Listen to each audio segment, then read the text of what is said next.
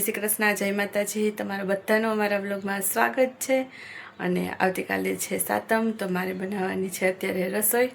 આવતીકાલે ઠંડુ ખાવાનું હોય તો આવતીકાલની રસોઈ પણ બનાવવાની છે। અને જો ચણા પલાળી દીધા હતા, એટલે ચણા અને બટાકા સાથે બાફવા મૂકી દઈશ, તો પછી બંને શાક થઈ જશે, ચણાનું કોરું શાક અને બટાકાની સૂકી ભાજી। તો ચલો હવે આપણે રસોઈમાં લાગી જઈએ, બનાવી નાખીએ। થેપલા પણ બનાવવાના છે।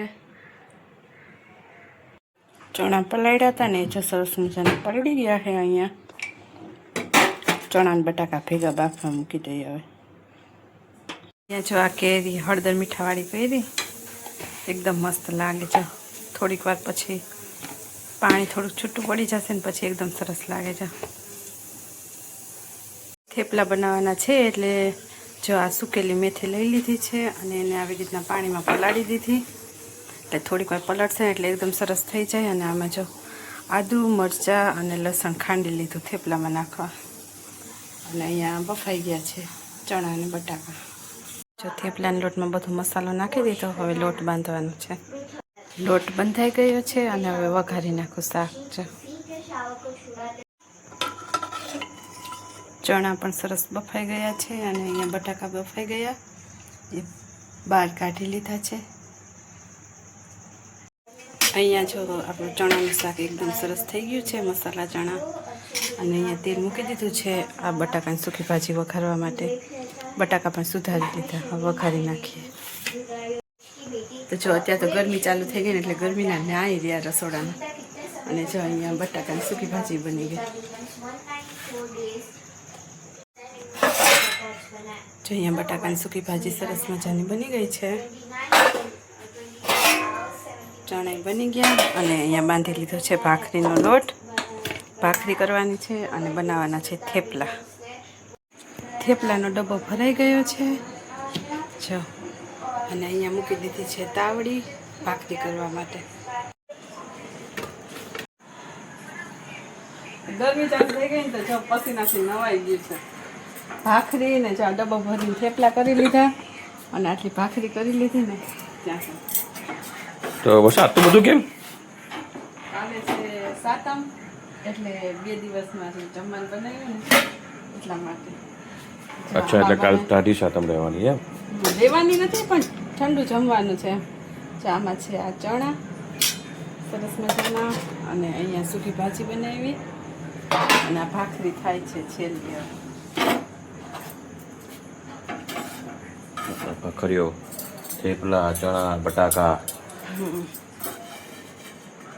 છે જમવાનું। પછી વિદિશા કહે કે ભૂંગળા તળો, ભૂંગળા બટાકા ખાવા માટે ભૂંગળા જોઈએ હવે તળીશ તો ઠીક, નહીં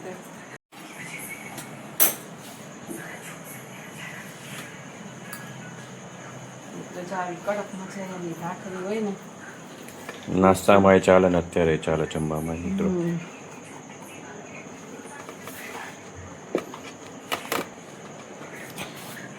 કાલ તો લાલા બાપાની તિથિમાં જવાનું છે ને? હા, અને કાલે છે અમારા લાલા બાપાની તિથિ, એટલે બધી નાત ભેગી થાય અને પ્રોગ્રામ હોય। અને જે છોકરાઓને 80% ઉપર માર્ક્સ આવ્યા હોય ને, એને ઇનામ વિતરણ કરે। અમારા વિદિશાને ગયા વર્ષે આવ્યા હતા 80% ઉપર માર્ક્સ, પરંતુ એની એક્ઝામ ચાલે છે ને, એટલે હવે જઈએ કે વિદિશા આવે કે નથી આવતી।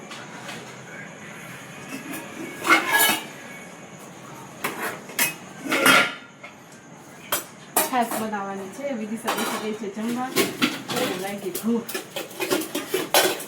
છાશ બનાવી નાખું। આપણા લેડીઝને તો કામ ખૂટતા જ નથી। કાલે નહીં હોય કામ, કાલે જો આ જમવાનું બની ગયું ને, એટલે કાલે આરામ રહેશે, પણ બીજા વધારાના કામ કરવાના હોય, એટલે કામનું તો કોઈ દિવસ આપણે કામમાં તો રજા હોય જ નહીં મિત્રો। કેવા બન્યા થેપલા? મસ્ત બન્યા।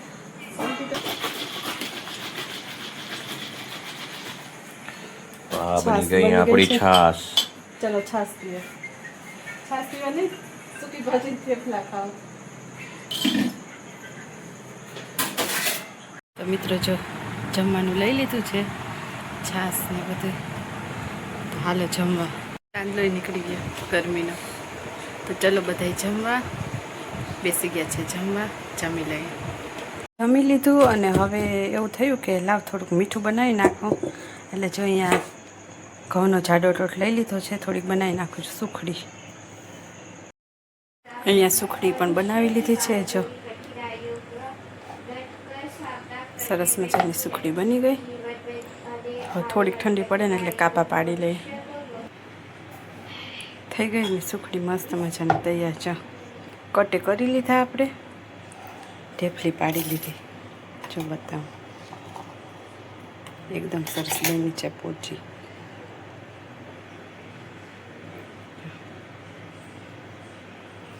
હવે પોચી પી રસોઈ બધી થઈ ગઈ છે. અને જો અહીંયા છેલ્લે સુખડી બાકી હતી ને એ પણ કરી લીધી છે. અને હવે જો આ બધું પ્લેટફોર્મ છે ને આખું ખાલી કરી નાખવાનું છે અને સરસ મજાનું એકદમ ચકચકાટ ધોઈ નાખવાનું છે. કારણ કે ચૂલો ઠારવાનો છે, કાલે શીતળા સાતમ છે એટલે. તો હવે એ કામ કરવાનું છે. વાસણ સૌથી છેલ્લે રાખીશ. હજી કંકુલા બનાવવાના છે. અહીંયા બધા નાગલા કીએ એ બનાવી નાખો અને પહેલાં ચૂલો ઠારી લઉં, પછી વાસણ છે ને એ વાસણ છેલ્લે કરીશ. આવું છે આપણું પ્લેટફોર્મ, સાફ કરી લઈએ. જો અત્યારે કંકુલા બનાવવાના છે ને એટલે રૂ ને કંકુ લઈ લીધા છે. હવે બનાવી નાખું કંકુલા. આ છે રૂ અને આ છે કંકુ, પાણીવાળું કંકુ. અહીંયા આને બધા નાગલા કહીએ, અમે કાઠિયાવાડમાં કંકુલા કહીએ. જો આવી રીતના કંકુલા બની ગયા છે. રસોડું સાફ કરી લીધું છે, ગેસનો ચૂલો ને બધું. અને અહીંયા લઈ લીધું છે મગ, ચોખા, કંકુલા અને આ પાણી. તો હવે કરી લઈ પૂજા. આખું પ્લેટફોર્મ ખાલી કરી દીધું છે. જો અહીંયા પૂજા કરી લીધી છે, ચૂલો ઠારી દીધો, આ ડબ્બો ભરી લીધો છે સુખડીનો. જો અને બંધ કરી દઈએ. ચલો મિત્રો, હવે સુઈ જઈએ. રાત મોડી થઈ ગઈ છે અને નીંદર આવે છે. થાકી ફૂલ ગઈ છું આજે તો મળીશું આવતીકાલે નવા વિડીયોમાં. ત્યાં સુધી બધાને જય માતાજી, જય Shri Krishna. Thank you for watching મિત્રો. Bye bye, good night.